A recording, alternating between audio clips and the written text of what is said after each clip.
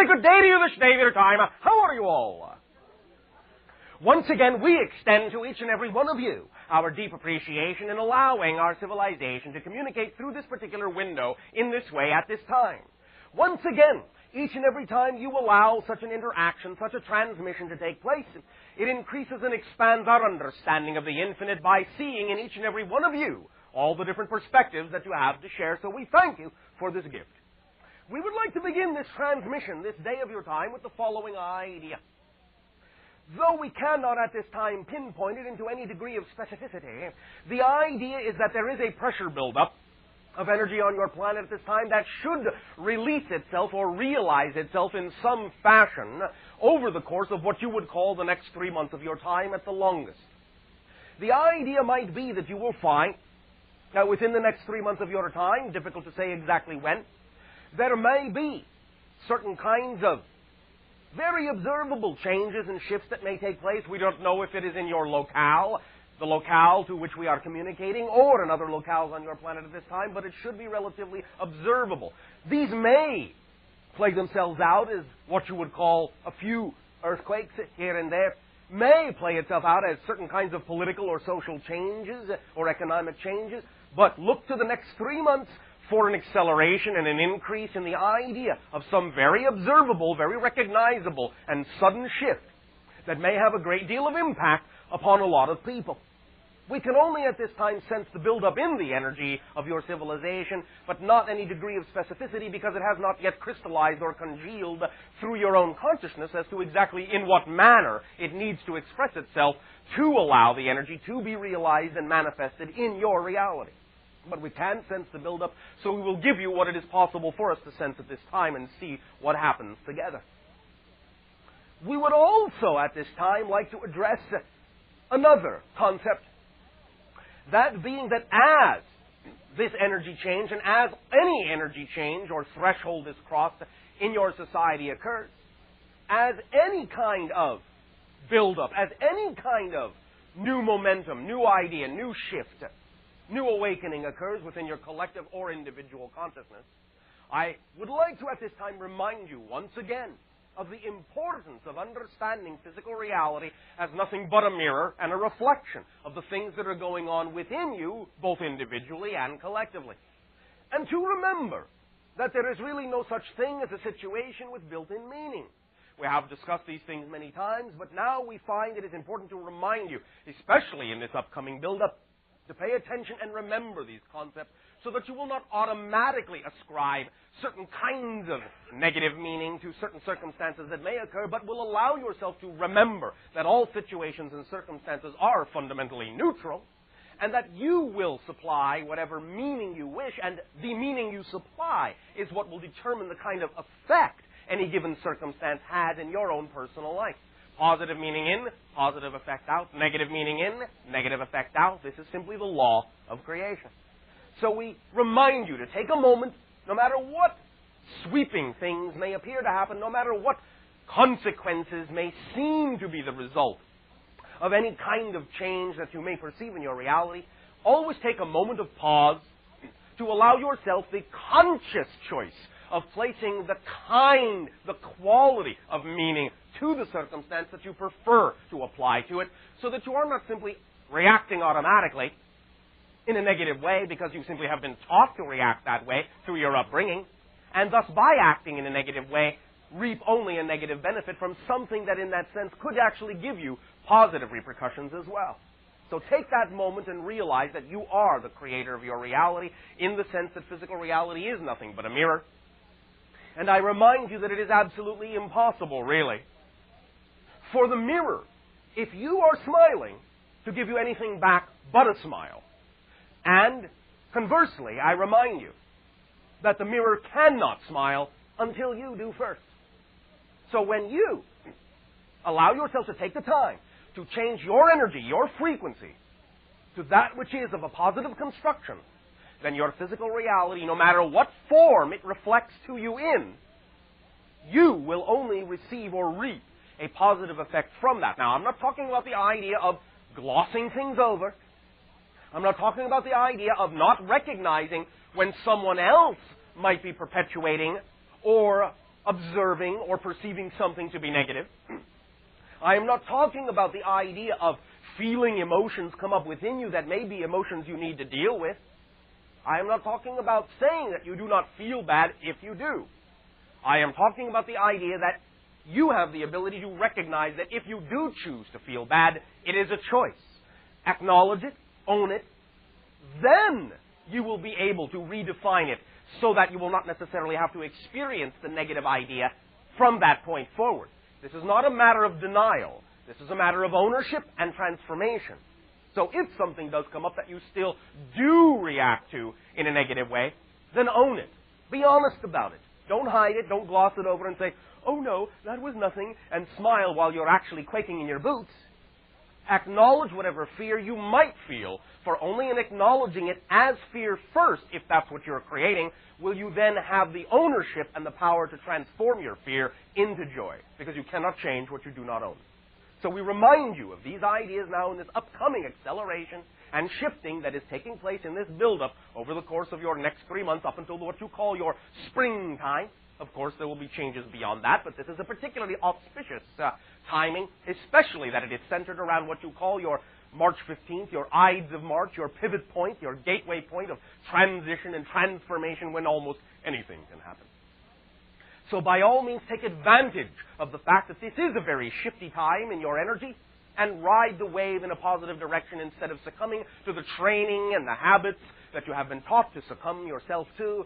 And know that you have the ability to choose the way you will experience your reality by owning all of it in the way that it does happen, so that whatever is happening can be used by you and allowed to be transformed into whatever it is you prefer to have happen. That's the way it works.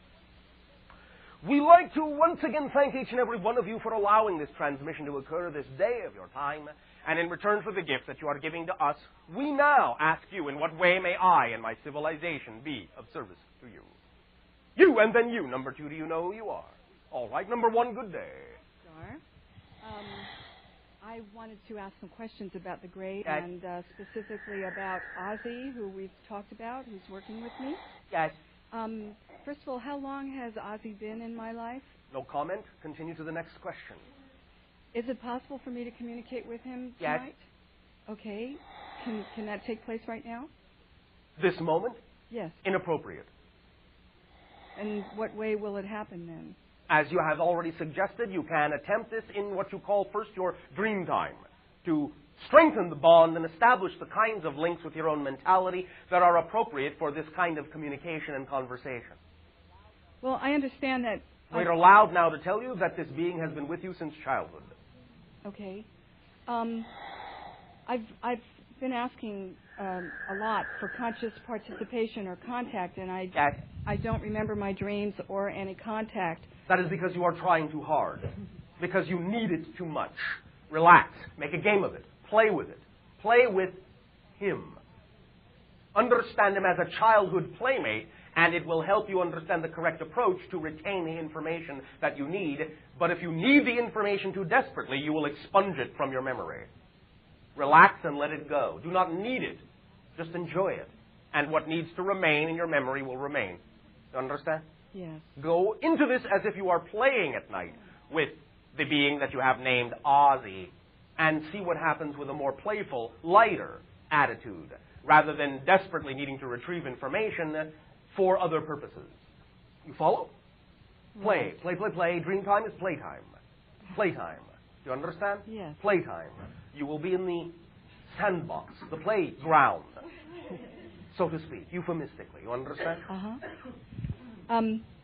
Last week I asked what I could get my son Adam as a gift, and you said that I would know on my birthday, but my birthday came and went, and I still don't know what to get him next week. Where has your imagination and creativity gone? Well, initially my thought was something that American children can relate to, such as a baseball or a mitt. And then I thought, that's so mundane. I see. So you judged yourself and dismissed it. Yes. Thank you. So I should go with my... Would you like to now reconsider? Yes. Well then, why do you distrust your initial understandings of things? Why do you put reasons on them that make them seem mundane? Do you not think that a child who has never experienced what a child observed your civilization to experience all the time would find the same thing mundane? Do you think a child who has never played baseball would find it mundane? No. Do you think that a child who might find it important to find ways to relate to you and your civilization would think a thing of your civilization that is normal to be mundane? No. Then why dismiss it? Why not trust your instincts and your imagination more than you do? Thank you. You're welcome. I assume that means you got the point. Yes. All right. And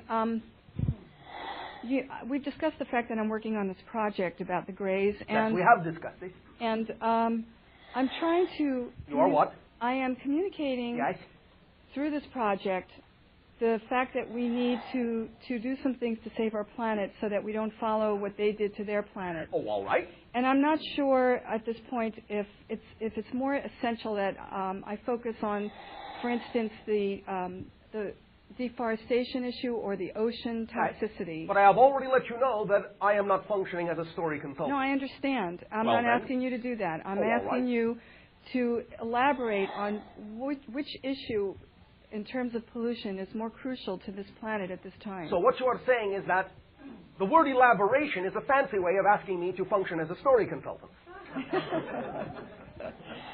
No, I'm trying to find out for myself. Then find out for yourself. It's your planet.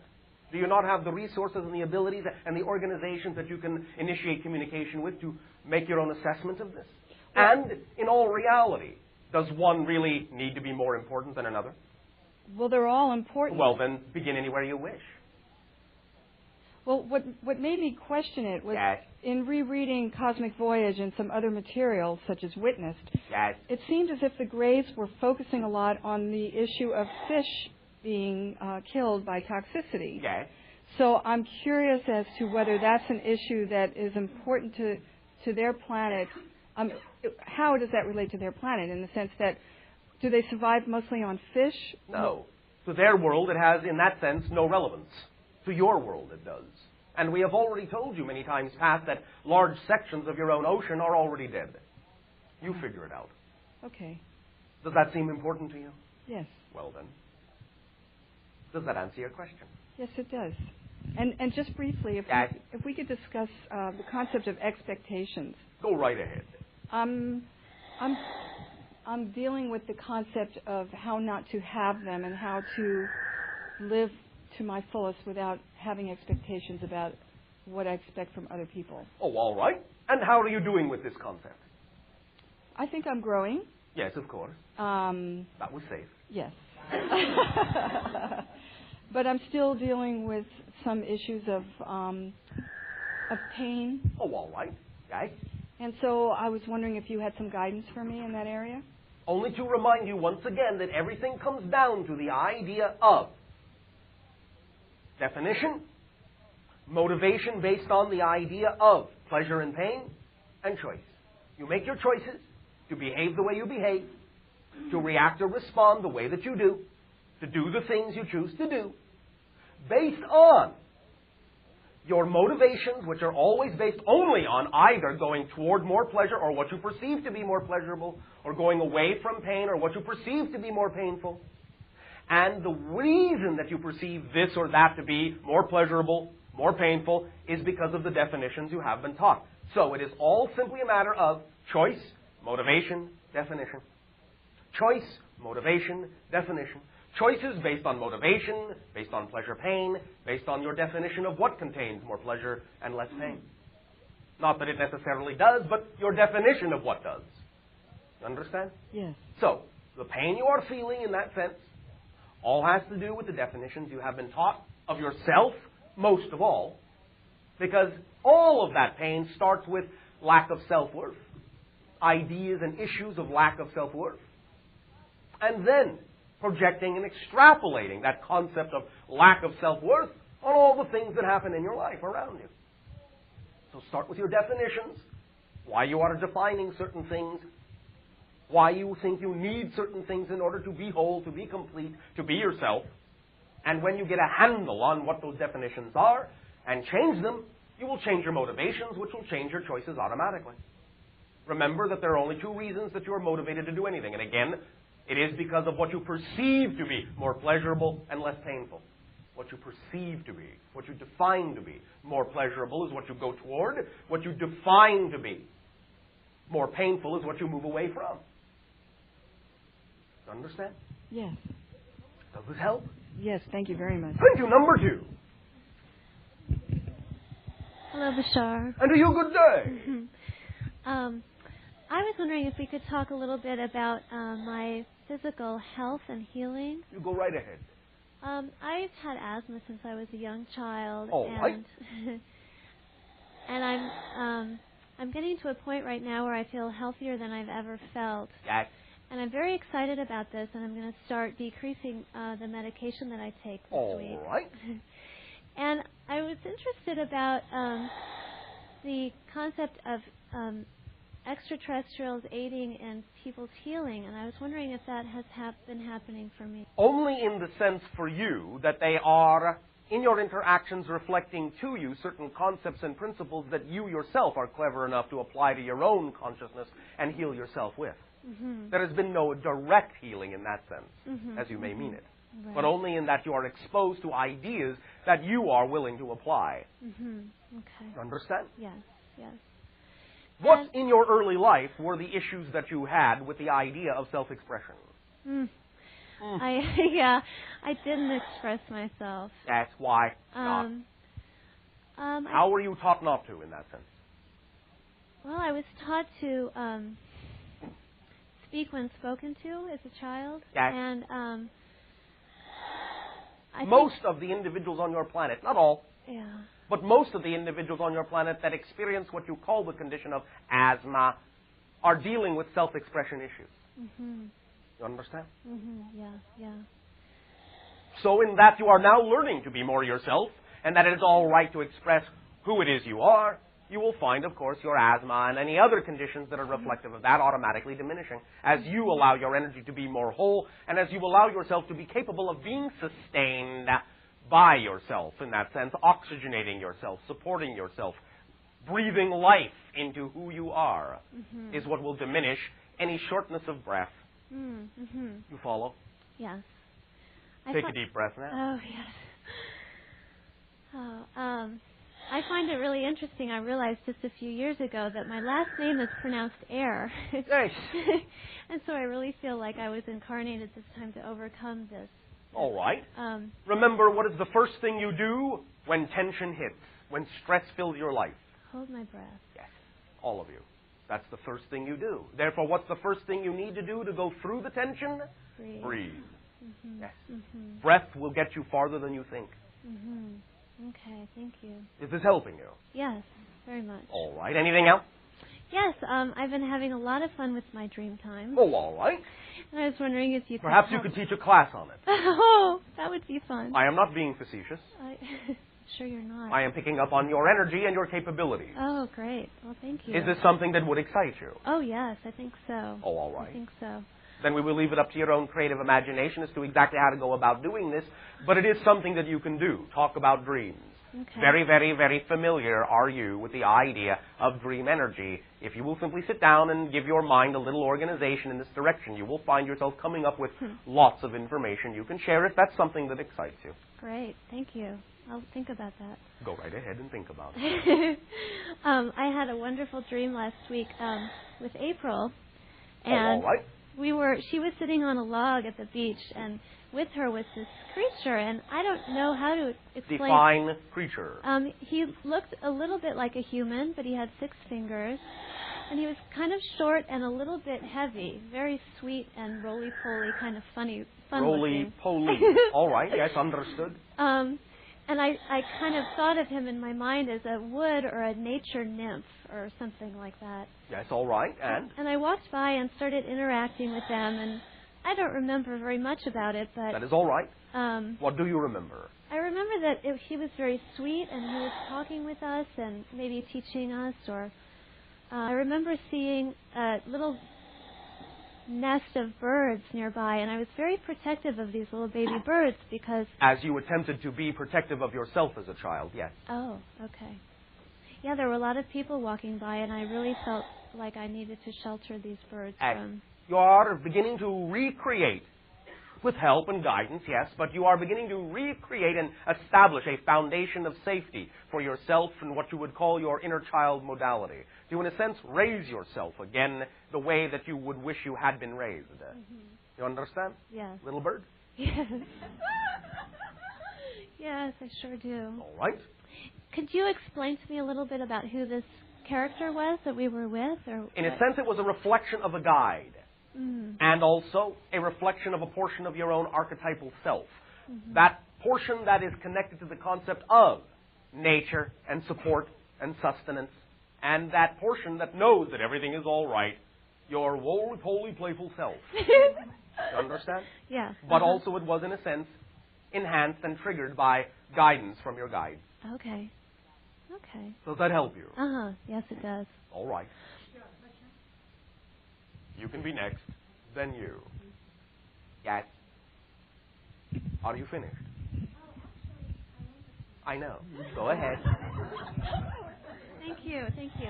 I had some dreams last night. I don't want to go into a lot of detail about them, but they had to do with me performing surgery on one time with a cat and one time with a chicken. And I don't understand where this came from, except... Came from you. Of course. What does the cat symbolize to you beyond the idea of the general symbol that the cat on your planet has of being, that entity, that animal, that consciousness that bridges reality, that sees into different dimensions, that sees beyond what humans think of as the normal spectrum of reality? Does that give you any clue? Yeah, it does. And what does the other animal, the chicken, represent to you? Oh. Well... You seem to have a lot of representation in the bird family. I do, and I'm not a vegetarian, but whenever I've been eating chicken lately, I just feel sick. And I feel like I really need to stop eating chicken. That is up to you. You must always pay attention to your body consciousness. Yes. It will tell you what you need. Okay. Well, I'm so drawn to cats. Why? Why? I guess I look in their eyes and I go to other places and I relate to them. Yes. All right, and so? Performing surgery on this animal is an exemplification and a symbolization of what to you? Of helping them, of healing them, of... And healing that portion of yourself that can see farther than you have been allowed to see before. You understand? Yes. Does this help? Very much. Thank you so much, Bashar. Thank you. As you continue, please, be abundant with yourself. Do not be cheap. Okay. Cheap. Thank you. Thank you. Next.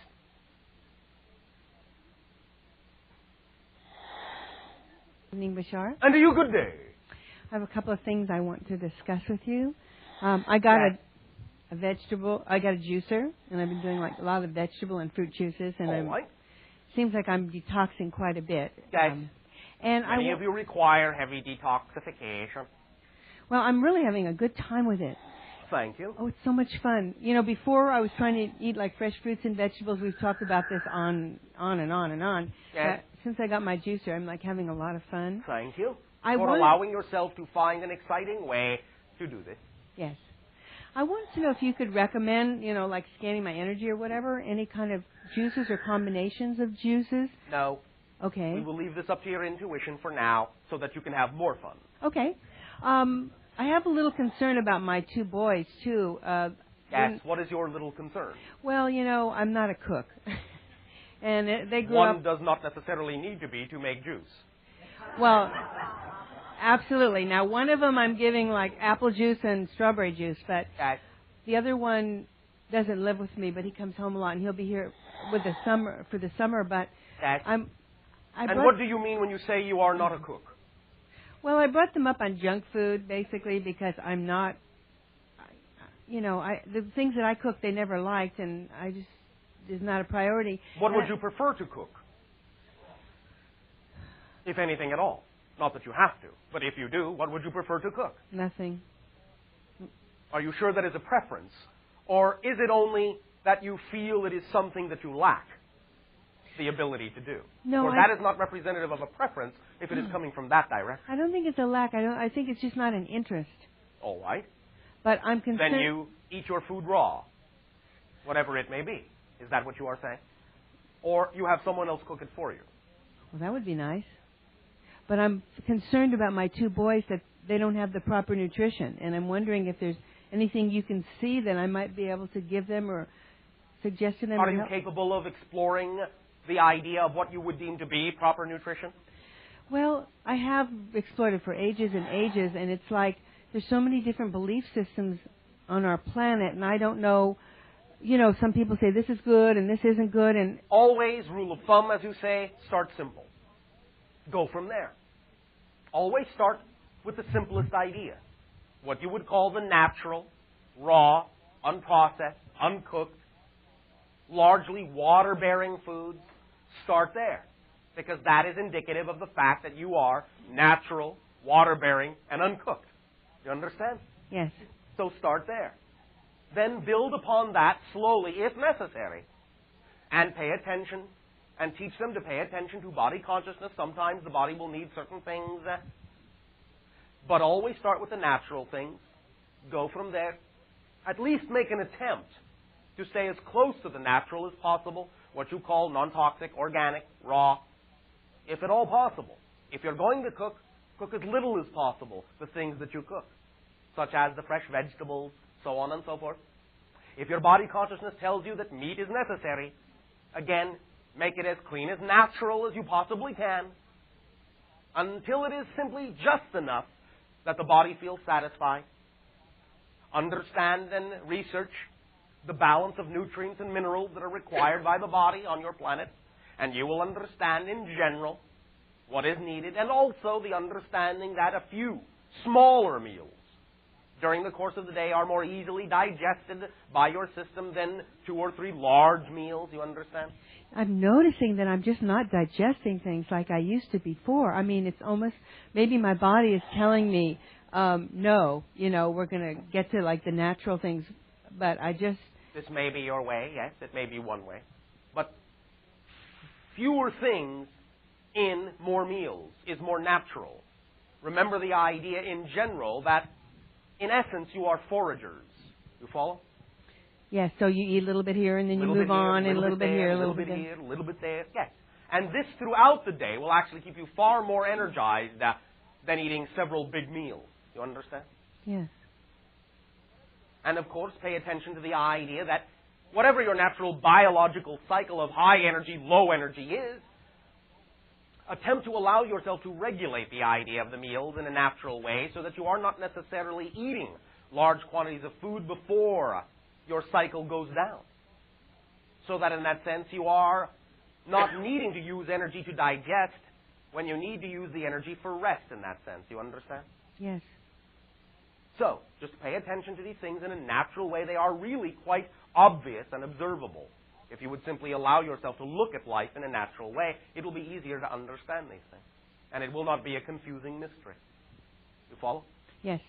The other thing is, I've been talking to you about the sitcom that I want to be in, and I found the one I want to be in. Oh, all right. Then go be in it. Well, I'm getting Well, I'm getting closer and closer, and it's very exciting. And Yes. I'm thinking, don't make it a goal. Don't make it an expectation. Remember that you do what you do, all of you, because you have no other choice, because that's the thing that excites you the most, the doing of whatever it is you're doing at any given moment. Not that you have to have it work out this way or that, but whatever it is you're focused on, and whatever it is you're doing at the moment, you're doing at the moment, because there is no other choice of anything else for you to do, no other way for you to behave, and that in and of itself is its own reward. That, paradoxically and automatically, is allowing everything.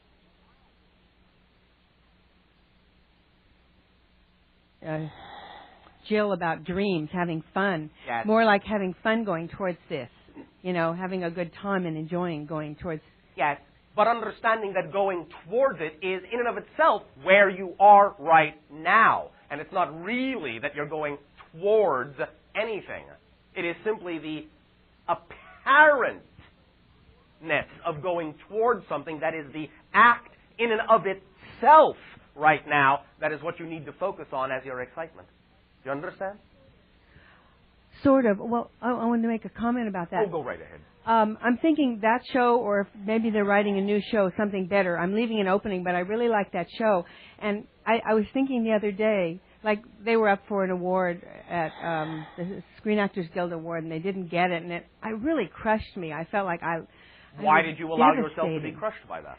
Because I wanted them to get the award. You know, So?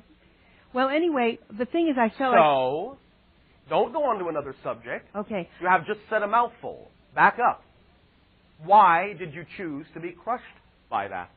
Why did you choose to experience that event that way? Why did you give it the meaning you gave it? You chose to. It wasn't built in. Okay, I got it. Okay, so the thing is, I could be excited. They don't need the award. I mean, I could just, I understand. Okay. Focus on the elements of any situation that are the elements that are representative of your excitement. And whatever it is you allow yourself to perceive, allow yourself to understand that it will always only work to your benefit if you choose to perceive it that way, regardless of what it may reflect or mean to someone else. So always, like you were talking earlier, see it in the right way. Because I know I felt if this show goes off the air, I'll be devastated and I won't want to live. So all right. No. If that's what you're going for. No, but Sounds like an interesting plot in and of itself. No, but because remember what you said, if there's nothing else, like. No other choice. No other choice. I feel that way. It's like. No, you are misinterpreting this understanding. It is that you are making that thing a specific, needful choice. That's not what we are saying. What we are saying is, at any given moment, whatever is available to you as the thing that contains the highest excitement, whatever that may be, not that it has to be this thing or it's nothing, whatever that thing at any given moment may be. In other words, if this show no longer exists, something else will be representative of your highest joy. Something else will take its place. Don't you understand that? Yes, I do then know. That is the thing that there is no other choice about but to act upon, whatever it is, because it isn't what it is. It's that it's the most exciting thing that's important, not what it is. You're making it an insistence that it has to be, this thing must be the most exciting thing. That's not what we're saying. We're saying whatever is the most exciting thing that's in your life at any given moment, that's the thing that there is no other choice but to act upon. Not that you insist it must be a certain thing. You understand? Yes, I do. Sometimes when I'm home, and I'm not working or something, I tend to get discouraged. No, you do not tend to get discouraged. I choose to get discouraged. To be discouraged. All right. Now, why would you want to give your courage away? You are discouraging yourself. Habit of thought. I beg your pardon. You know that won't work with us anymore. All right. What is a habit? Something that when you know you're doing it, you can choose to do it or not. What is a habit? A habit is something you don't know that you're doing. Thank you. So when you know you're doing it, I choose to do it. It's a choice. I choose to do it because maybe I'm Jewish and I like to suffer. I don't know. You may enjoy suffering, but if that is I don't the case, then own it and enjoy it. No, I really don't. I don't. Well, if you say so. However, I point out that if you do, You obviously, at least for that moment, really do. Well, you know, it's like the symbol. You see, that's the point. Don't be in denial.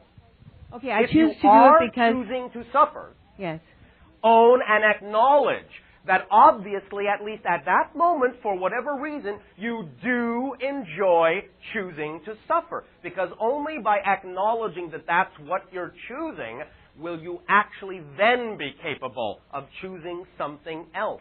As long as you deny what is right in front of your face, you will not be able to change it.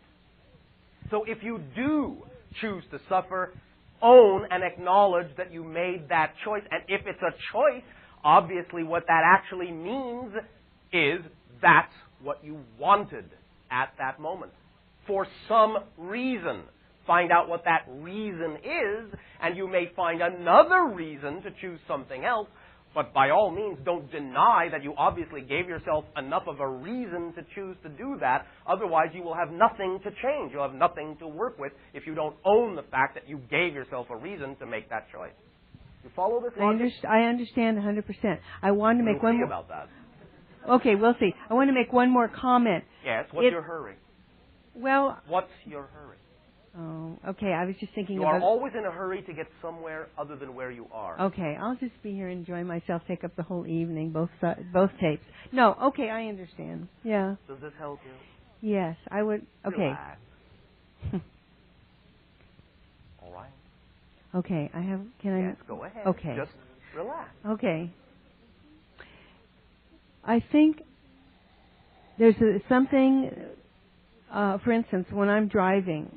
I live on a street that the cops sit and wait to give tickets, but it's up it's up in the hills, so a lot of people don't realize the reason that I'm driving. Yeah, I'm driving slowly is because the cops are waiting to give tickets because you can go fast. Do you mean driving slowly or driving what you call the speed limit? That's acceptable. Yes, speed limit, well, and what's enjoyable to me. But the thing is, when people get on, what's the thing? When people get on my tail and they flash their flashlights, yes. The lights in my rearview mirror, I turn it and then I turn the mirrors.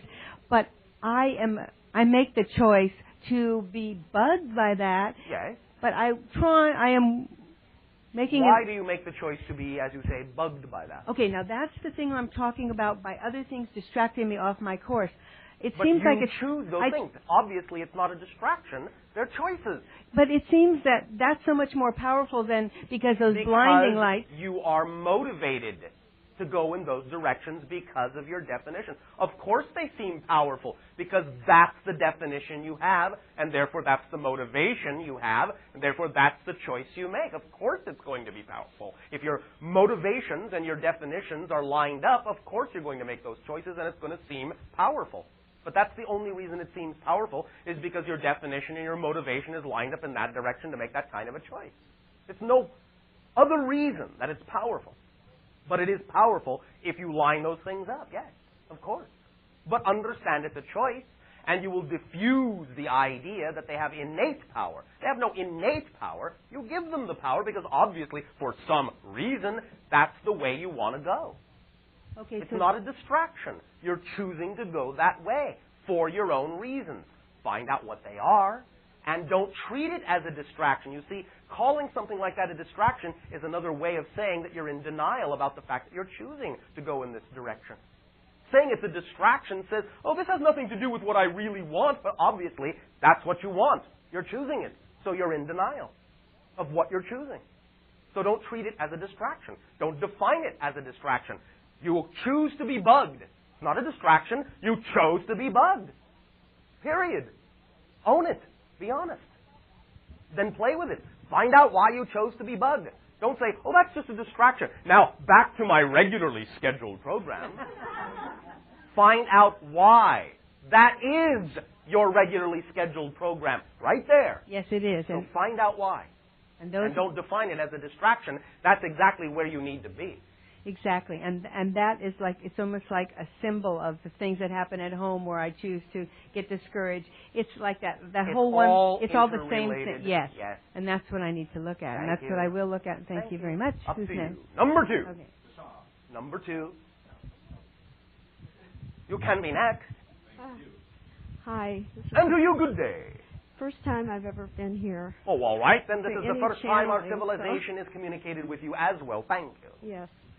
I seem to be ill. You seem to be ill. I am ill. With what? Well, I was diagnosed with narcolepsy. Yes. And I also have radiation poisoning, and I don't know why. And you have been diagnosed with radiation poisoning? Right. All right. And you have no recollection of how this could have occurred, is what you are saying? Right. All right. And? And I also have 3 separate viruses, and also... is this an extrapolation or something actually observed within your system? This was, I guess, an extrapolation. It Thank was found you. on tests. Yes. And tests of what nature? Blood tests. Yes. Okay. To determine what? Whether I had any active viruses in my body. And you are suggesting that they determined that you did? Yes. The nature of these tests being specifically that they are looking for what? Well, just in general, anything that's wrong with me. I guess specific viruses. What I have is... what we are saying is that in general, you will find that most of the tests of that nature on your planet are tests that look for what you would call certain antibody factors in your blood. Exactly. You're right. But if you have the antibodies, then how is the virus still active? Is that a good question? Yeah, that's a good question. I can't explain that. All right. I guess there was a time when I probably could, but right now I'm kind of on the spot and I'm not able to. Oh, all right. Would you like to move over?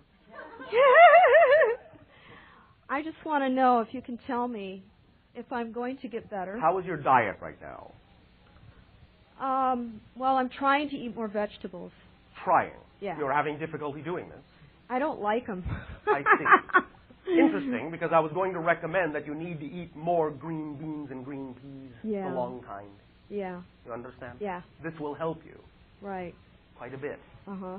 Now, what is it about them you do not like? Well, I guess I have a problem a little bit like the last lady. I don't really enjoy cooking. You do not have to cook them to eat them. Yeah, that's true. Do you like them when you don't have to cook them? Yeah, I actually do. I like them raw. Oh, well then very good. By all means, allow yourself to begin ingesting more of what you would call the raw green beans. You follow? Yes. Eat those. They will help you with the radiation and other things. One moment. How is your water intake? On a daily basis. On a daily basis, I probably not as good as it should be. What is the amount that you typically consume on a daily basis, if you can give a volume to it? Oh, maybe 4 or 5 glasses of water. Allow yourself to drink at least 1.5 quarts a day. Okay. You follow? Yeah. 1.5 quarts. You understand the measurement? Yes. All right. You need to flush toxins from the system. You need to give your body what it needs to do this. You follow? Yes. One moment. One moment. Have you, in your own intuition, attracted yourself to what you might call an individual who has the capability, to the degree that you trust, of what you would call energy healing? Yes. Is this recent? Yes. Do you feel that you do trust this individual's ability? Yes. She's in Santa Barbara, and I haven't been able to get back to her. Have you had any sessions at all? Yes, I've had 5 sessions with her. And how do they make you feel? Much better. Then I would suggest that you accelerate this, for this is what you need also. All right. All right? Make the time. Okay. What else have you got to do? This is true. Thank you. I want to get back to work again. And that would be what? Would it be the kind of work that would be an expression of your joy and creativity, or would it simply be that which gets you through the day? No, it's an expression of my joy and creativity. And that would be what? I'm a metalsmith. A metalsmith. Yes. All right. Are you certain that you are taking appropriate precautions to prevent toxic metal poisoning in your system? No, this is another big issue that definitely I feel I have been very cavalier in not protecting myself, which is going to change. Thank you. Yes. These things do rub off, you know. I know. I found out. And they do penetrate, you know. So yes. Be nice to yourself. Okay. May I ask you something else? I suppose you can. Let's see. I'm wondering if the abduction experiences that I remember are really true or whether they're something that have just been made up on my own. For how long do you imagine you have been having these experiences? Well, I have memories that are from my childhood. Yes. And what do you remember? I remember beings being in my room. Yes. Do you have instances where you remember being under liquid and breathing under liquid? Wow. Yeah. That triggers some kind of memory. Yes. For me. Yes. Yes. You're having contact. Am I still? Yes. Now, is there a possibility that I could be conscious and remember this? Yes. The more you detoxify yourself, the easier it will be to be conscious of some of these experiences. But there are other things that you may need to do as well. How do you feel about the idea of meditation? I like it. I've done it before. All right. I would suggest that you may want to accelerate that along with the energy healings. These will help to center and align your magnetic fields and will help you gain more conscious ability to interact on higher dimensional levels in a more aware state. You follow? Yes. Among other things, of course. Now, how do you feel about these interactions? That they're right?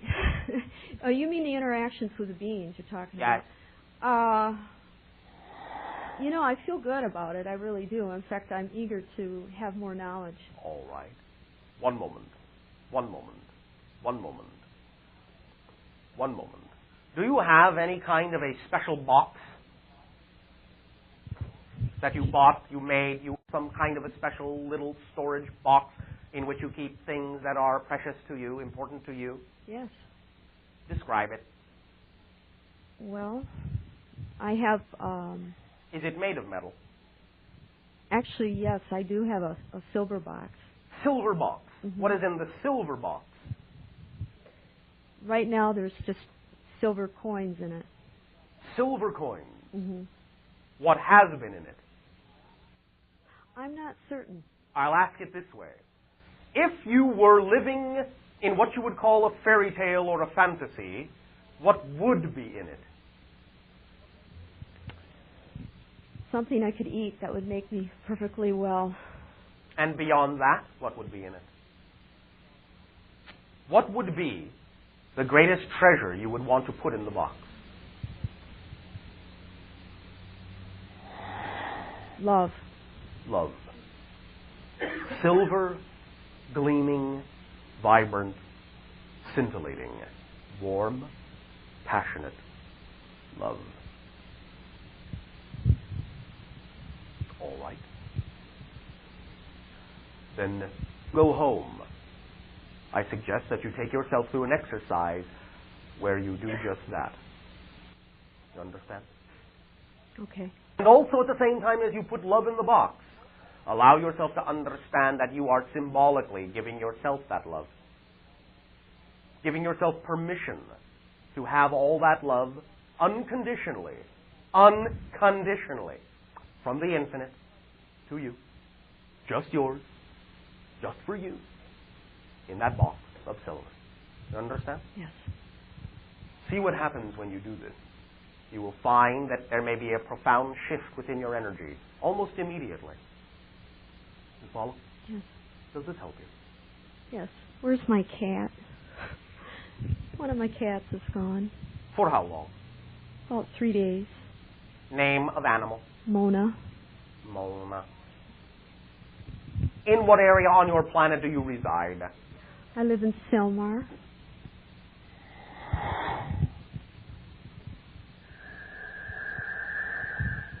Let us take this for now a step at a time.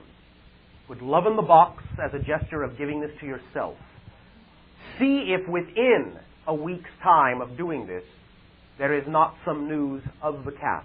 No matter what the news may be, understand it is a reflection of the idea of time for shifts and changes. All right? Okay. And pleasant dreams to you. Thank you. Thank you. You will have help in your dreams as well. Thank you. Thank you. Mail, good day. Good day to you. Thank you for being here. I am not there, but thank you for the sentiment.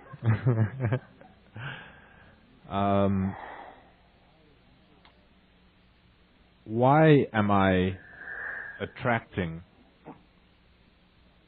witches that... Which witches? Which witches are you attracting? It just seems like I'm attracting people into my life that have either manipulative intentions and also are and other kinds of people that are equally powerful and wonderful to be with that I feel that I've been with before. Are you saying that you are seeing more extremes of polarity in your life? Yes. Is that what you are essentially saying? Yes. Good. Congratulations. The more one expands, the more one grows, and the more one integrates, the more extremes, dichotomies, polarities, and paradoxes one will see in their life. Because the more you expand, the more you realize that you contain everything, dark and light. It does not have to be seen as a symbol that the attraction of more extreme expressions of dark necessarily means that you yourself are expressing dark, but that it is an expression that as you expand and know that you contain and now can see and allow everything to be equal, you will, as a gesture and an expression of that equality, allow yourself to become more aware of not only more light, but of the possibility of more dark, not that you have to choose it, not that it has to affect you in a negative way. Make sense? So it is a symptom of acceleration to attract more light and dark. You now simply always have the opportunity to stay squarely in the center of yourself, and thus, once it has been attracted, choose with whom you prefer to interact. You understand? Yes. Why? Second question. Yes. Why am I having a colorful time relocating from my current location? Because you like color?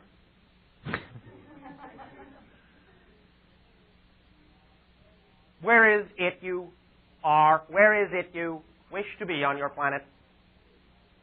Where I am is 30 miles south of San Francisco. All right. And where do you wish to locate to? You know, if I had the answer to that question, I would feel lighter. Are you saying thus that you are making an attempt to relocate without a location to relocate to? No, it's Los Angeles. It is Los Angeles that I intend to relocate to. Are you certain that that area is representative of the most exciting area you can imagine living in on your planet? Absolutely not. Then that is the reason for your difficulty. If you are accelerating, and acceleration means only aligning with the energy of your true self, which is experienced in your reality as the feeling you call excitement, joy, creativity, love, and you say that you are attempting to go somewhere that's not in alignment with that energy, why should you be surprised that you would have difficulty going there? That would be like saying that you have a compass and that you have a magnet, and you are wondering why you cannot make the compass needle point off to the side. You understand? Why would you want to go somewhere that is not representative of your joy? Why would you want to be somewhere that is not magnetically aligned with your truth? And, to finish the question, where would be a place that is more representative of your joy? If you could be anywhere, and if you could answer this question without cluttering it with conditionality, I can't be there because, I can't be there because, I can't be there because, and so forth. If you could be anywhere, where would you rather be? I can be anywhere I choose. I have no clutter. I have Answer total choice. the question. If you are within your joy right now, then what kind of location on your planet is more representative of that joy? Is there a specific location that stands out? Or is where you already are representative of your highest joy? The reason Los Angeles is because my career is in the motion picture industry. Yes. Producing films. So you're saying that that is your joy? Producing films and developing films is my joy. All right, I will ask you several different things now. Number one, are you saying that for some reason you cannot do the thing you love to do in another location other than your Los Angeles? Is that the assumption you have made? Correct. Question two, are you, through your own definitions, not allowing Los Angeles to be as exciting as it could be? In other words, are you making Los Angeles actually seem unexciting, rather than it actually not being representative of your frequency of truth? Yes. Well, then why are you doing that? I mean, just shift the frequency.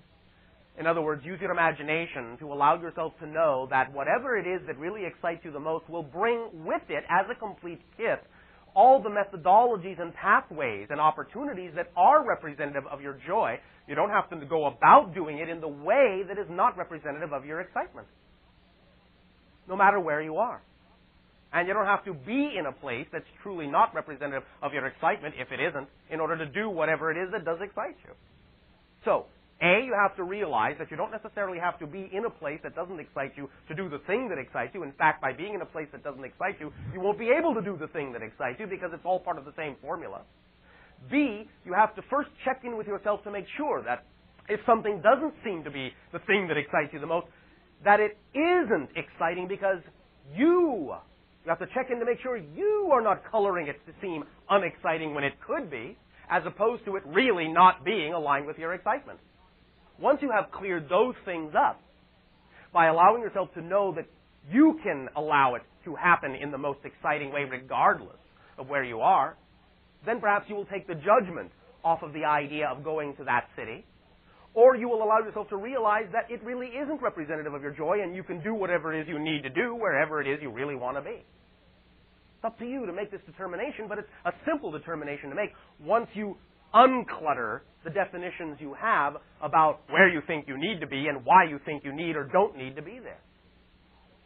Because many individuals will have certain ideas that have been planted in their head about this, that, or the other thing about this place or this way of doing things that they think, well, that's the only way it can be done, and that's what's not exciting to me, so being there is not exciting.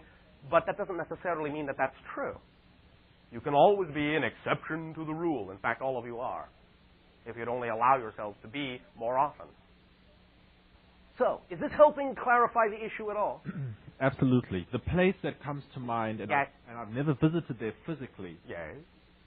So, don't make excuses, just say it. Australia. All right.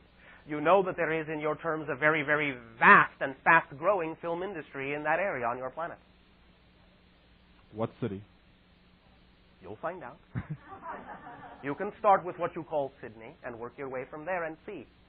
But it is a very rapid industry in that area on your planet, rapidly growing. But again, make the determination as to whether or not that really is the true excitement. Make sure you're not just making Los Angeles seem unexciting, but when you determine if it really is not the place, then by all means take. As soon as you have determined what is representative of your joy clearly, take an action in that direction to the best of your ability. Otherwise, you are denying your own self, your own truth, your own joy, and your own ability to allow reality to show you that that's who you are. Does that make sense? Yes. And take the action, if I may add one very important little thing. Take the action when you determine what really is representative of your joy. Take the action with zero expectation that that's got to work out somehow. Just take the action because it feels like the most exciting thing you can do right now.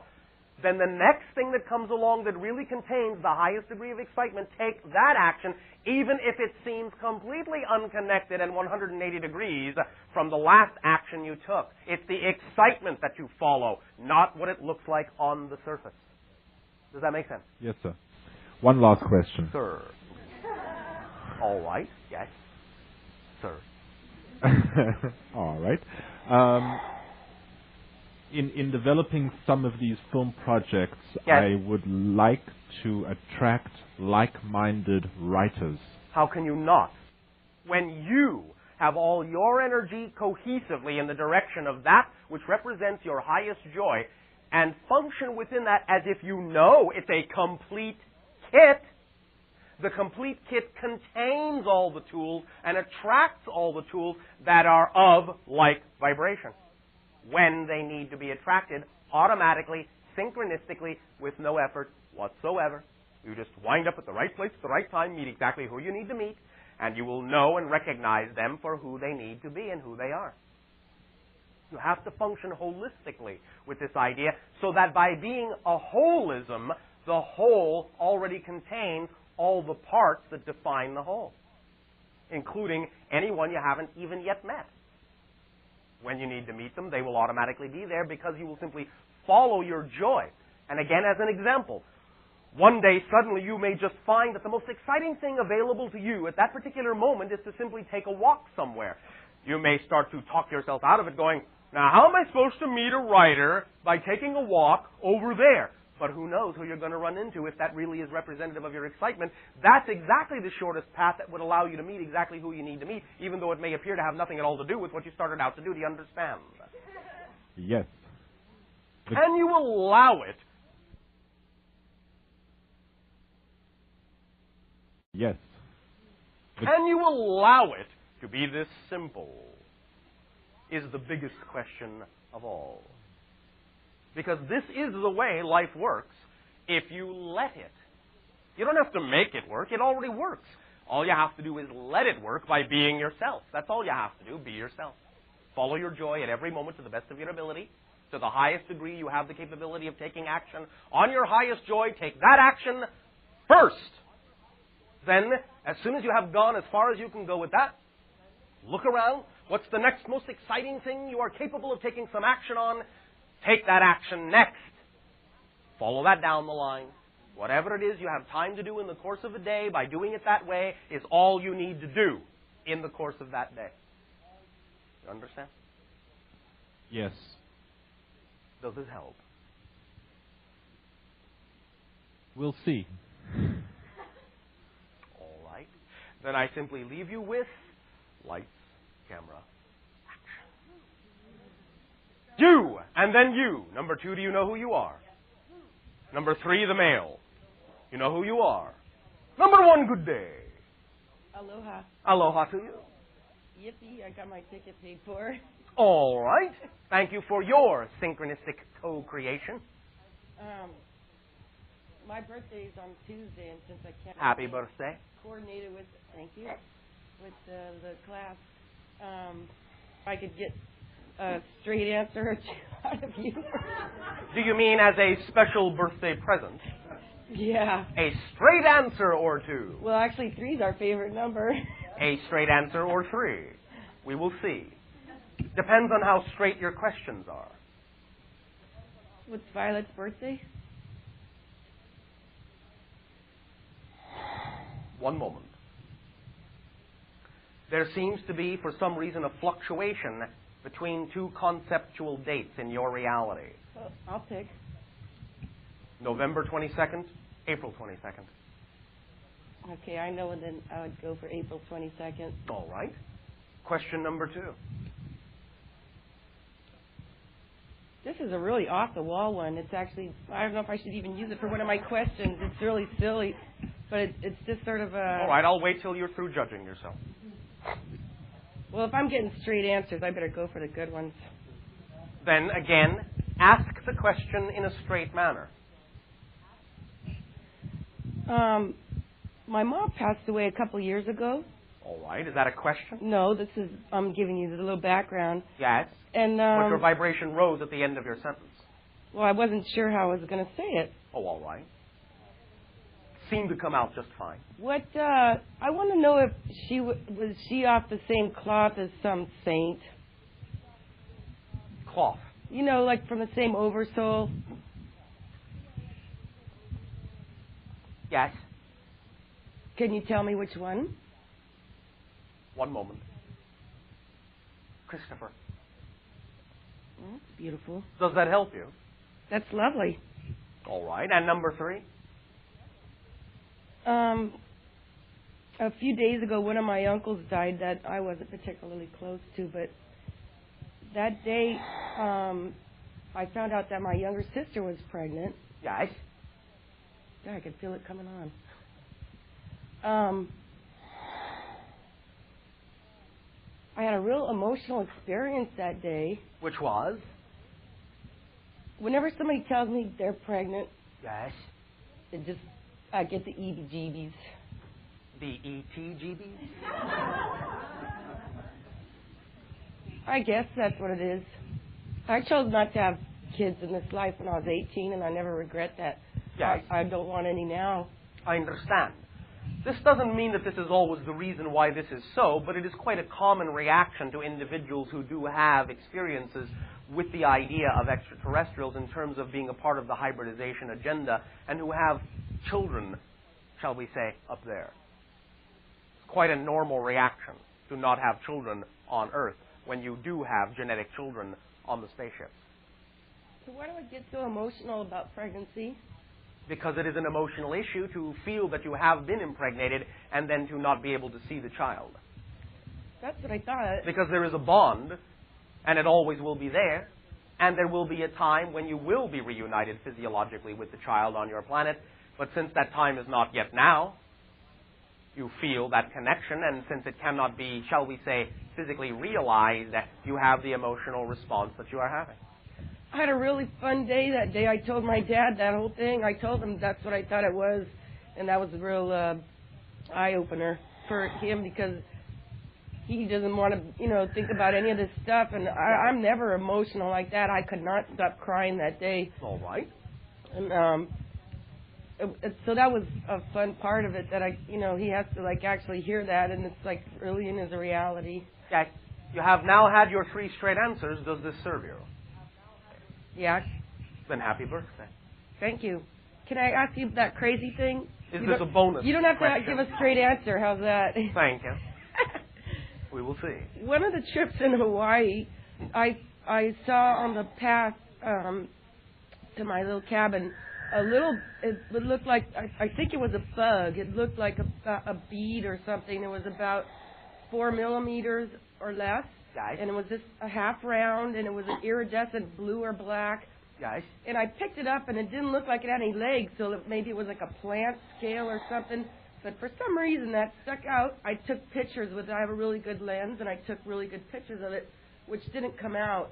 And I've always wondered if that was more than some kind of bug that I have never imagined could exist. As we scan your energy, it is our perception that it was, in your terms, the remnant of an insect. Just a piece of something. Yes.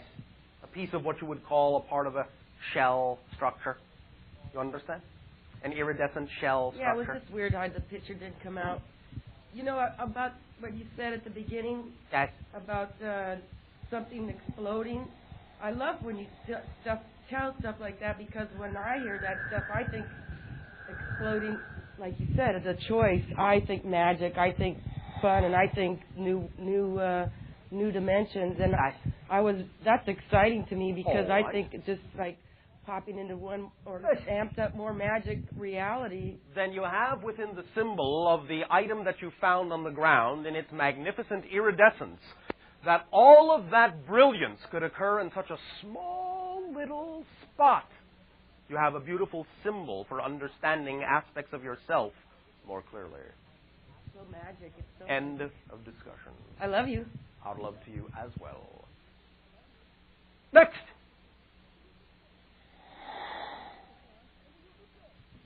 Hi, Bashar. And are you good day? I have a blue-green stone. Do you mean glass? Pardon? Do you mean glass? Yes, we've been calling them stones. Yes. Glass stone, if you... Oh, all right. If you wish to use that terminology, all right. Yes. I've just called them stones. Yes. But yeah, it is the monatomic glass stones. Yes. And but it's very unique and a very different color. Now, I had some information From the blue stone when I sat down, and I had Daryl read the information. Yes. You misspelled the word shining. There is only one N. You're right.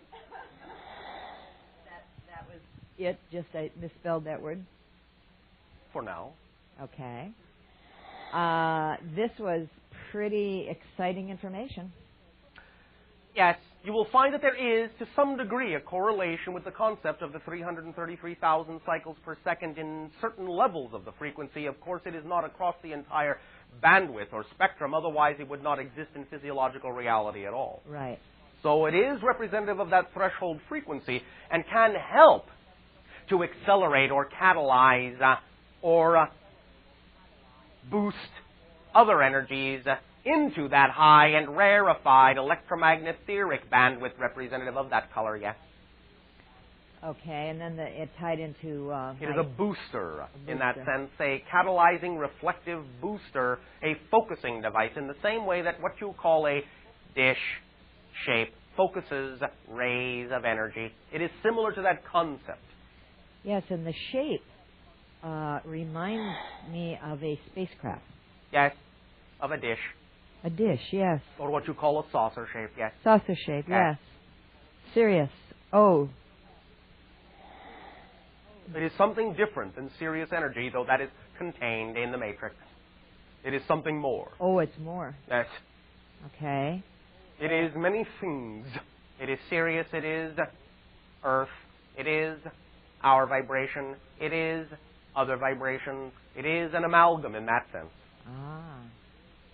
And that it's the shift from the gray... It is a higher level, a rarefied aspect, an offshoot of that idea, yes. Yeah, the amped up energy. It is like the etheric body to the physical body, the blue stone to the gray stone, yes. Uh-huh. Okay, and then I connect it with my dream that I had in 86. It is good for inducing dream states, yes, for catalyzing and triggering the idea of that electromagnetic level on which your spirit experiences the concept you remember as a dream when you physicalize in the morning. Okay. Yeah, this is pretty exciting. I also wanted to share this dream that I had. Proceed. I was working at a military base. I was a scientist, and went in on a weekend because there weren't many people there. I was working on a special project, one that was an ongoing one, but seemed very familiar, and that had been around a long time, even in other lives. Yes. I had been sleeping, myself and a kid. I was either a kid or a short person. Because upon waking, a short person, and upon waking, I went to his cot. We were in the same room, and found that he had disappeared. Yes. There was this box, a magical box, that I was working with that he disappeared into. All right. When looking into it, you could see crisscross patterns of layers of dimensions. I went about my business with Tesseract. Pardon? Tesseract. Tesseract? Tesseract. How's that spelled? Tesseract. Tesseract. Oh, that's the layers of the crisscross pattern? No. Oh. Tesseract, or what is in your language called hypercube. Cube within a cube. Ah. Cube within a cube. In that each face represents a whole cube interlaced with other cubes.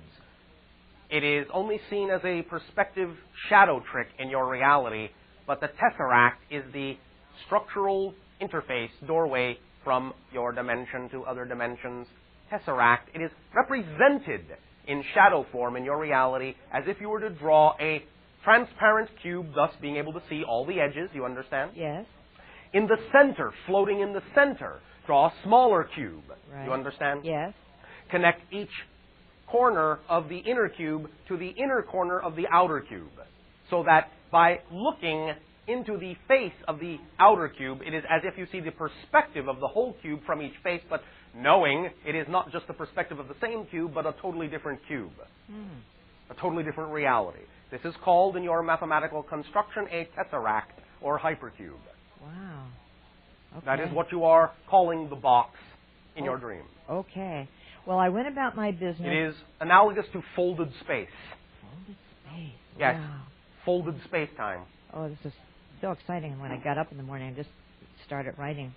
So I went about my business with a smaller box and a statue with writing on her that I was looking at very closely. I could read in English most of what was inscribed, but there were also a few words in another language. What did you read? I don't recall. Anything at all? Not even a word, not even a letter, not even a symbol? No, I just don't have it in my memory. Then I would suggest this. Allow yourself to construct out of whatever material, it does not have to be, in your terms, expensive, a tesseract. Use it as a meditational device to focus upon as the box, and see if by projecting in your meditation your consciousness into the tesseract, you can retrieve the information. Okay.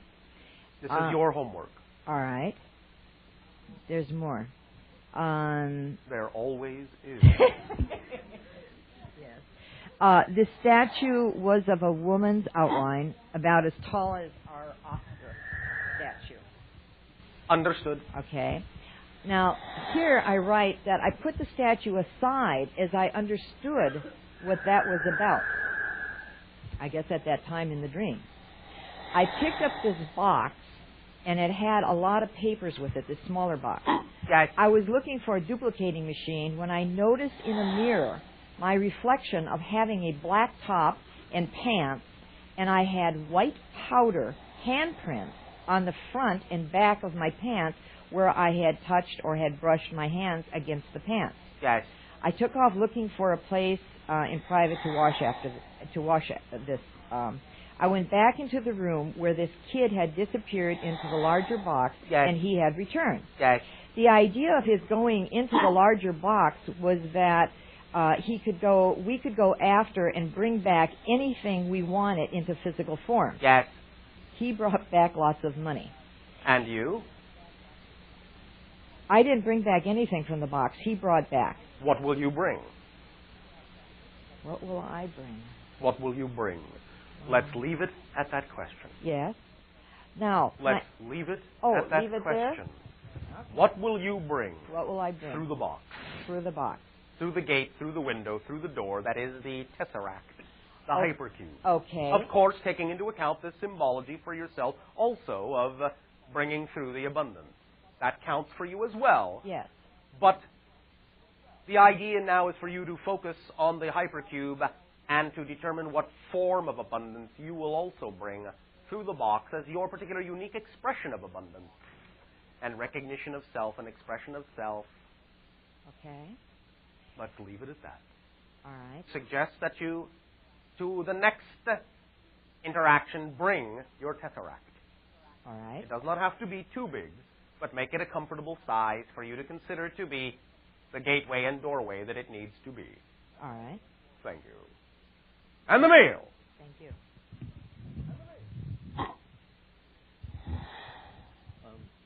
I'm reading your book, and I'm almost done with it. Good day. Good day. Good day to you.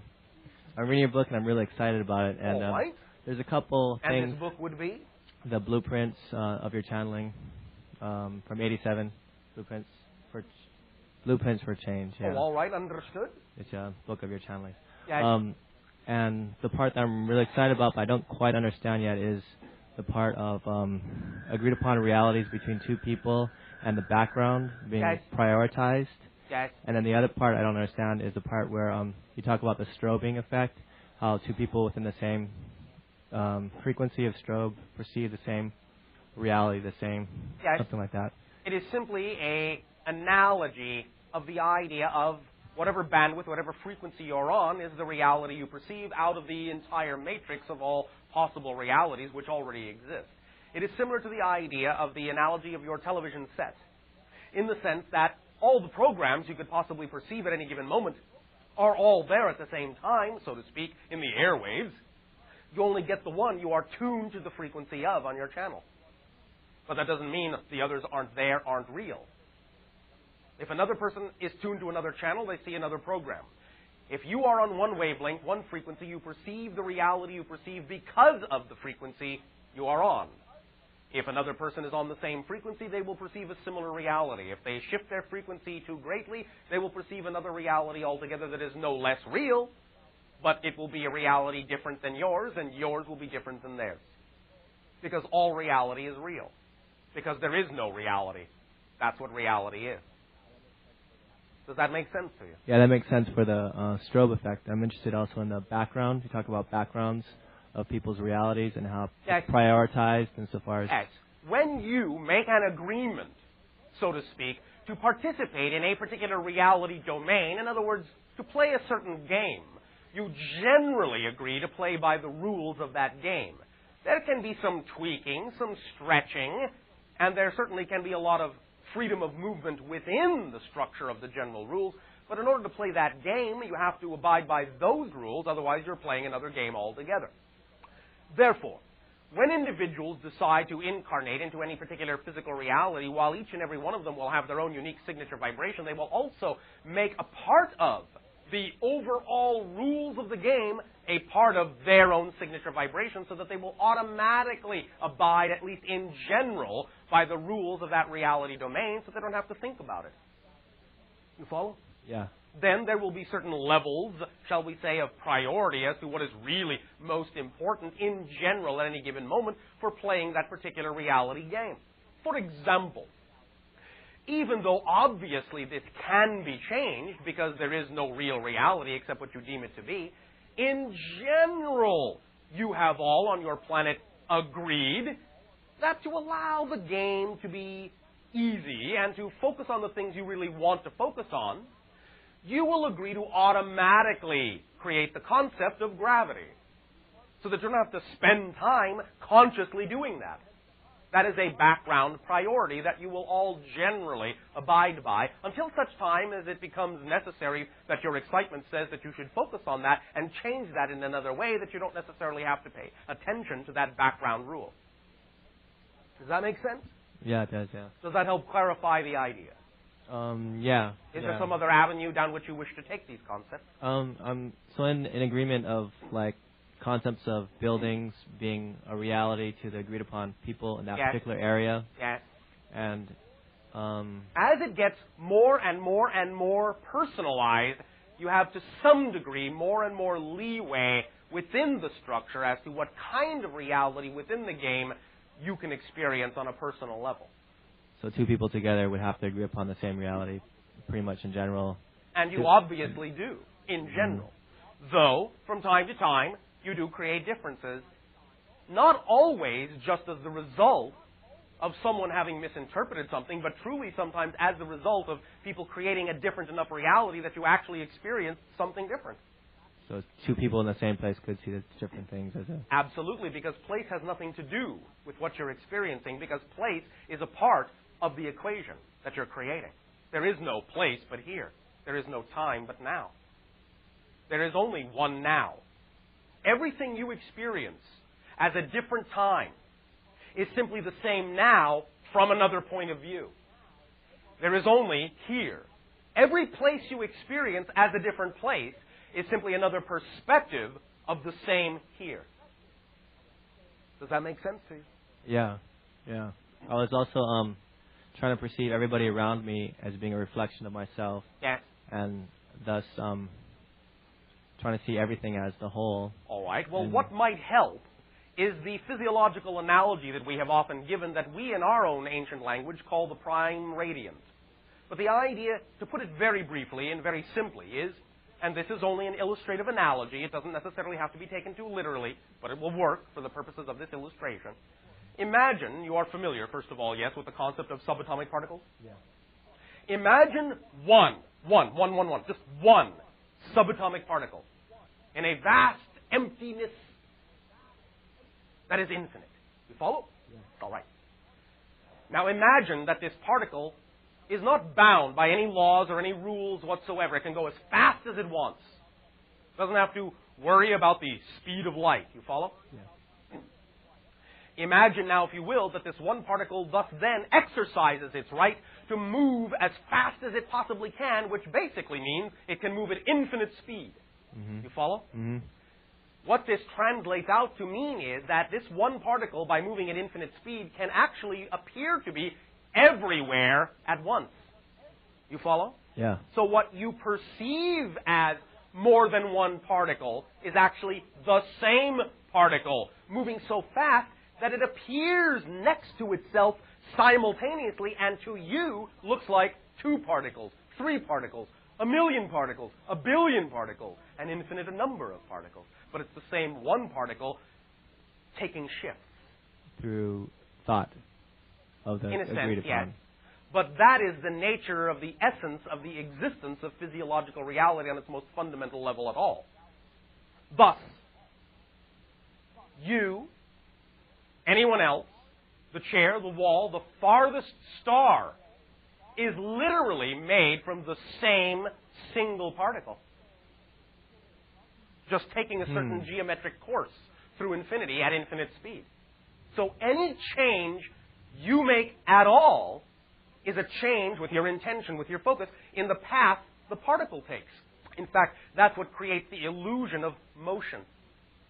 You understand? Mm-hmm. But any change you make changes the path for everything. Which means any change you make at all, no matter how subtle it may be, actually changes the makeup of the path the particle takes in the farthest star. Powerful, yeah? Yeah. Does that help you get a better sense of the fact that everything, even physically, is actually one thing? Yeah, that does. Yet at the same time, of course, the richness of the one is in its inherent diversity in all its expression. All the ways that it can represent itself instantly, simultaneously, that from your level of reality can only be perceived one thing at a time, one aspect at a time, one perspective, one angle at a time. In the same way that your television sets are generally, at least if they're functioning correctly, capable of perceiving usually only one program at a time, even though all the other programs are there simultaneously and maybe being perceived by other people tuned to those channels. You follow? Yeah. Does that help? Yeah. Why, thank A lot. you, and then you. Hi, Number Bashar. 1, number 2, do you know who you are? All right. Hi, Bashar. Good day. In the last 6 months, I've had a number of experiences. Speak up and be bold so that all may hear what you have to share. Okay. That I would just... Terrifying. Oh, all right. This is getting exciting. Do continue. And when these experiences... Terror is another form of excitement, you know. Well, I guess that's partly what I'm talking about right now. Yes. Terror a little differently, and what's happening? I mean, like, are things being released when I go through those experiences? And it's up to you to use them as you wish.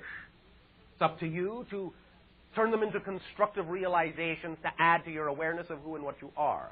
Remember again that fear is your own energy, your own excitement being filtered through definitions that are out of tune or out of alignment with your true self. So terror, in that sense, is simply, shall we say, a representation of a definition that may be very much out of alignment with your true self. yeah, and it seems like it takes time after I have the realization with the terror. That's all right. You live in a world of space-time. It's all right if it takes some time. Don't be hard on yourself. Yeah, because it is kind of interesting. Yes. Like this. This is what you signed up for. Yeah, I was thinking about that, but I'm not clear yet what that's all about. Well, that's all right. You are becoming clearer. Okay. It's all about being your true self is what it's all about. I chose some interesting experiences. You all have. Very interesting. Why do you think we're all so fascinated with your planet? You're all very creative. Well, I'm very emotional. I've always. You're all very emotional. Well, I feel it so much. Yes. So? Well, it seems like maybe more than most people. Not necessarily. Maybe you just express it differently. Oh. Obviously, you do allow yourself to feel more than some other individuals might allow themselves to feel, but that doesn't mean that you feel more than they do. Right. I guess that was more what I was sensing. All right, and so? I just wondered about that, like as if I had made that choice even before I came. In some senses, that might be part of your original matrix, yes. Your original agreement with yourself. But that might also be a part of what it is you are attempting to balance. Okay, I understand. Because it is all well and good to feel as much as you want to feel, but if you also find that allowing yourself to feel to that extent is also what's bringing up the idea of some of the fear that you experience, then that is an indication in and of itself that feeling to that extent in the way that you do, not feeling to that extent, but feeling to that extent in the way that you do, might be also part of the issue that you're attempting to balance within yourself. Does that make sense? Wait a sec. Time's up. The extent of the... Not the extent of the feeling, but the way you translate the idea. Okay. Make sense? Yeah, I'm going to have to listen to it again. If you insist. Okay. You don't have to say it again, but Thank you. will listen to it again. All right. And I started reading The Secret School. Yes. And I started writing. I've been writing a lot, and All right. which has been very freeing. Thank you. And as I was reading it, it was sort of like it would trigger feelings in me about events or things that had taken place. Yes. What about painting? Have you started painting yet? Painting? No. Just wait till you see what that triggers. Oh no. It will take you deep into childhood. Oh. Deep into childhood. Fun. Well, this whole thing just with school. Yes. I mean, yes. and this idea of what I experienced on Earth and what I experienced in this other state. Yes. I leave you with this. In the school of life, there is no recess. However, all of your life is a recess, is playtime. Paradox, that's what you look for. And that's when you know you're at the center of your truth. So the way that I feel this, as far as the two extremes in terms of the way that I was treated, yes, is the paradox? Yes. You are at the center. I can feel that. The true you is at the center. Okay. All right. Yeah. Does that help you? Yeah, I know I had one. Oh, but the other side of all this is at the same time the computer program things sort of all came together. Yes. And I have 3 computers.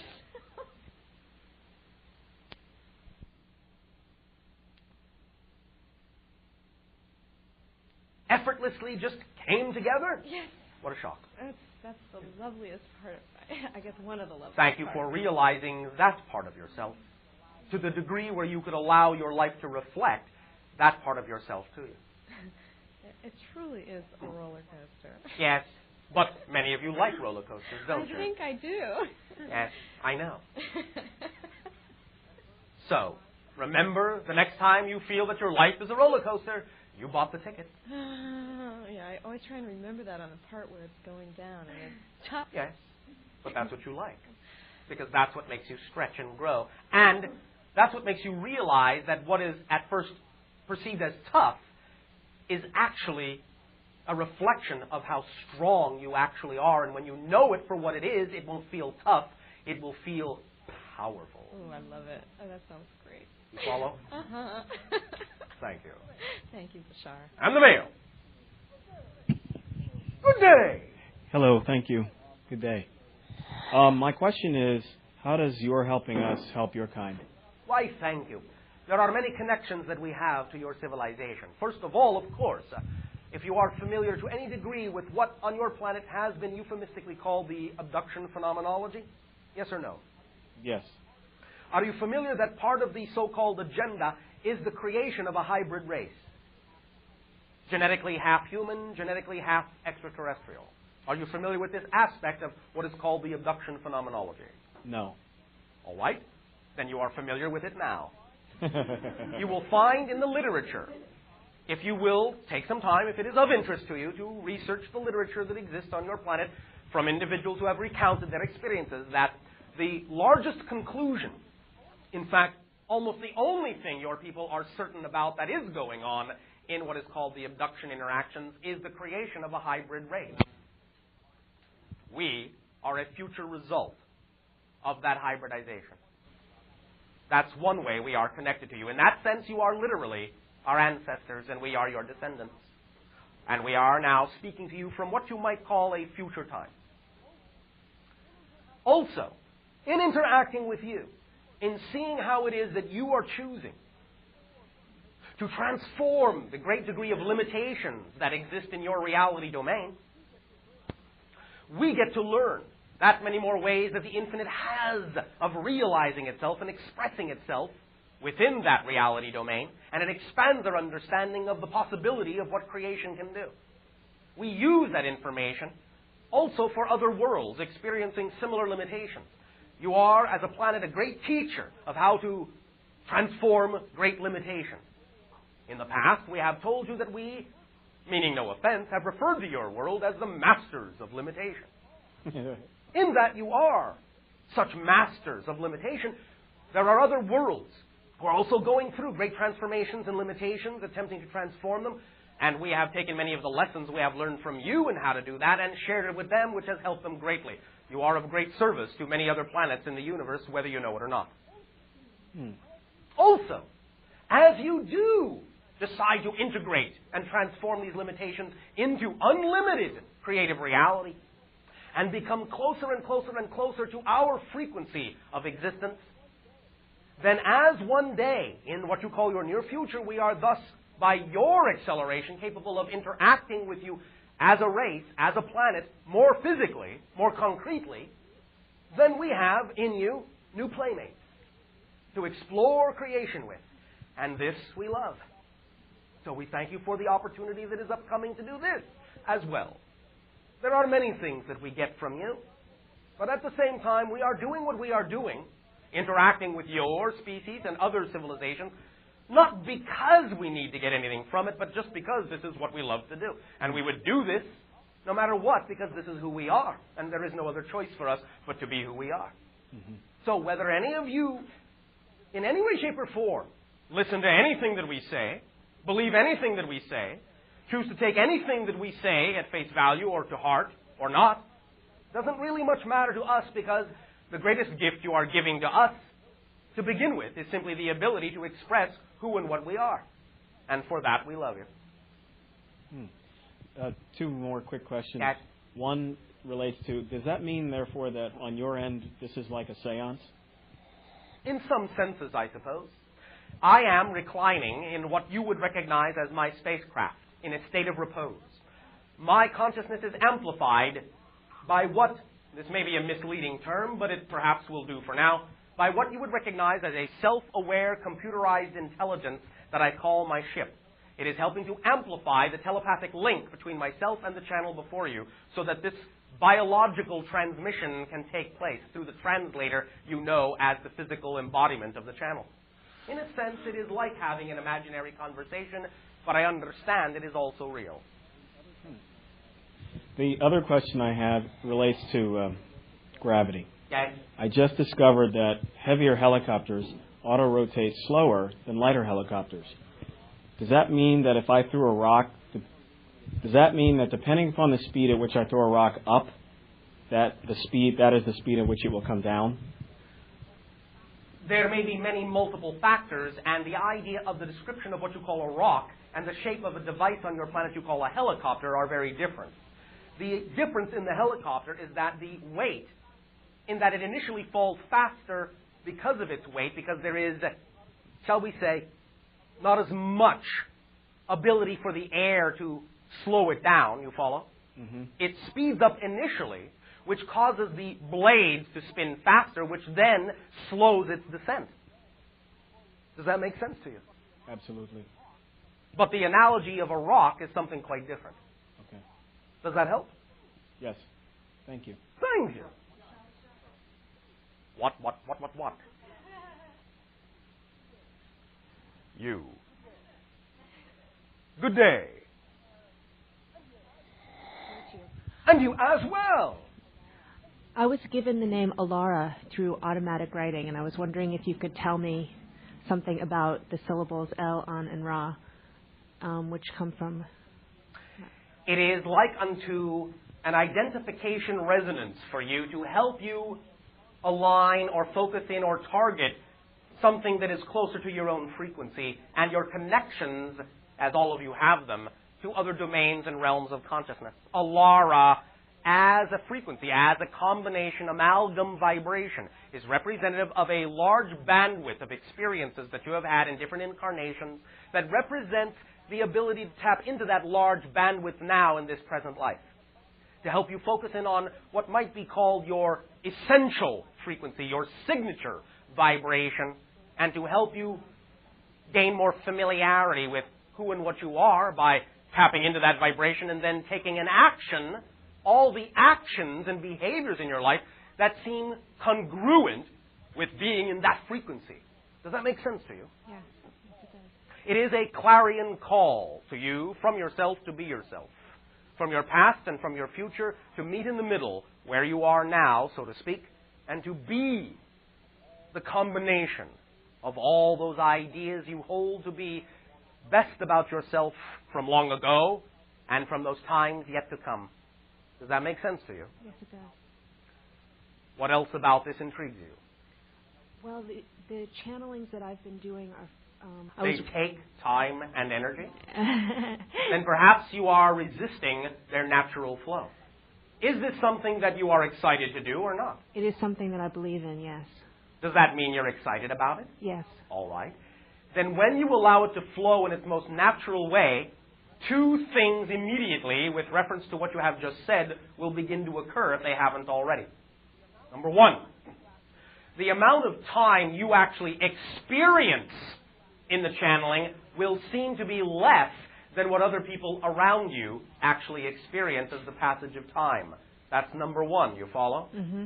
So it is actually taking less time experientially, and you, in experiencing the passage of less time, will actually age less. You follow? That's interesting. Yes. Because you create the experience of time. When you live more in the now, you become timeless. You follow? Yes. Number two, because you become more timeless, because you become less resistant to the flow, the energy will then not deplete you, but will support and energize you. You follow? I'm waiting for that time. All right. All you have to do is become less resistant. Okay. Stop defining this in any way, shape, or form as a duty or a burden. Is it representative of your joy or isn't it, is the only question. It's complicated because it's happening to me. So, it is actually not happening to you, it's happening through you. Through me. Yes, through but by your choice. Right, by an agreement that I made before birth, I assume. Would you imagine that you would make an agreement that wouldn't be representative of your joy and your truth? I think in the long run it is. And in the long run? And I support it in the long run. But right now? I find it very difficult. For what reason? I think it's from the divine realm, and they're using my energy as... Excuse me? Yes. The difficulty does not come from the divine realm. The difficulty comes from you. Right. You are defining this experience in a way that allows you to experience it as difficult. It is only your definition that creates the difficulty. There is zero inherent difficulty in the essence of this experience. Difficulty, by definition, cannot come from the divine realm. It can only come from dimensions that contain the definitions of limitations. Right. You follow? Yes. So, the ability to alleviate any perceived difficulty is totally, completely, absolutely, ultimately, effortlessly, completely, totally, absolutely, ultimately in your hands. Every single moment. Okay. When you start defining this as more effortless, as joyful, and trust that it will, because it is representative of who you are naturally, trust that it will allow your life to arrange itself smoothly to accommodate whatever is representative of your joy, the concept of difficulty will disappear. I hope so. You what? It will. Thank you. The way you said that implied despair and doubt. Watch your definitions. Watch, listen, pay attention to your definitions. I don't mean to make you walk on eggshells with everything you say, But many times you will find, if you just listen to yourself, you will hear exactly and obviously why you are creating difficulty, because listen to the way you think. Listen to the way you talk. Listen to the way you put the vibrations out in your reality. I hope so. Which means you don't know so. You understand? Yes. Start changing the definitions that don't work for you into ones that do. Example. Are you paying attention? Yes. Are you sure? Positive. Thank you. Example. We have used these before. Most people on your planet would define doubt as a lack of trust. You understand this? Yes. This is a common definition on your planet, isn't it? Yes. You doubt something, that means you don't have trust. Yes? Yes. Do you generally agree with this definition on your planet as being the definition of doubt? Yes. That's not the definition of doubt on my planet. Hmm. You want to hear what our definition of doubt is? Yes. Doubt. A 100% unfailing, unswerving, unwavering trust in a belief and a definition that's out of alignment with your truth. The profound difference between these two definitions is this. Your planet thinks that by doubting, you have to learn how to trust. We already know that you trust 100% of the time. The question is not learning how to trust, which of course would be very difficult. It's what are you putting your trust in? Because you never, ever, ever don't trust something to be true. You see the difference? Yes. It can alleviate a lot of the feeling of difficulty by changing a simple definition. You understand? I think so. Yes.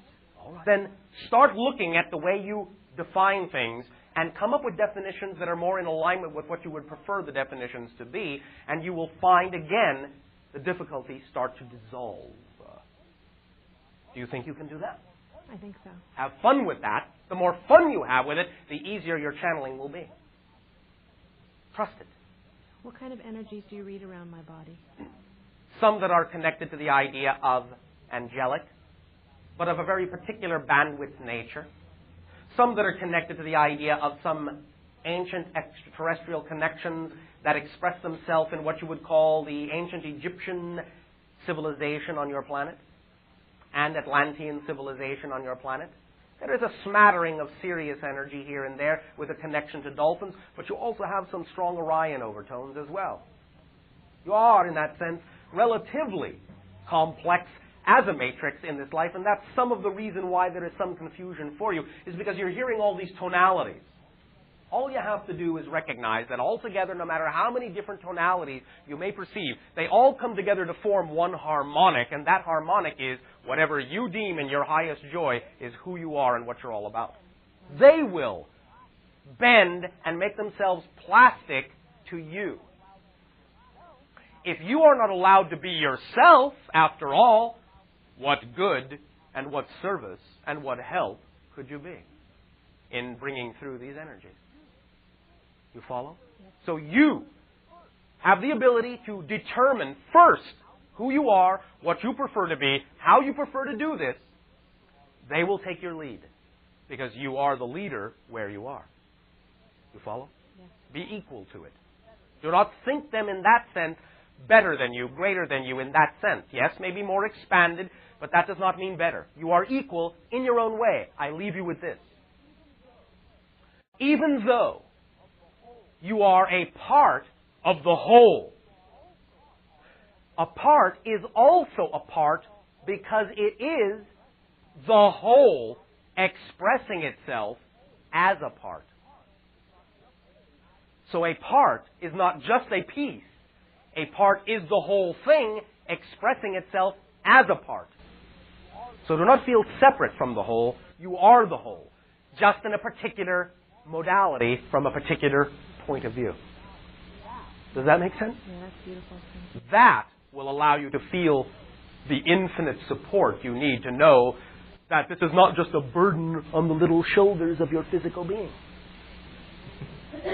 You follow? Yes. Then I thank you, and at this timing, I extend once again to each and every one of you our deep appreciation in allowing our civilization to communicate with you through this particular doorway at this time. Once again, I remind you, live your dreams instead of simply dreaming about being alive. Our unconditional love to each and every one of you, always, eternally. And all of you together, we thank you. Good day.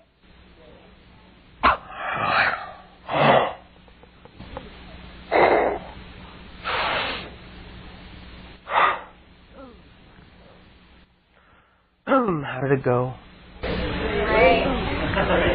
Thank you all for being here tonight, and I will see you again. Have a good night. I will go Japanese when I come out.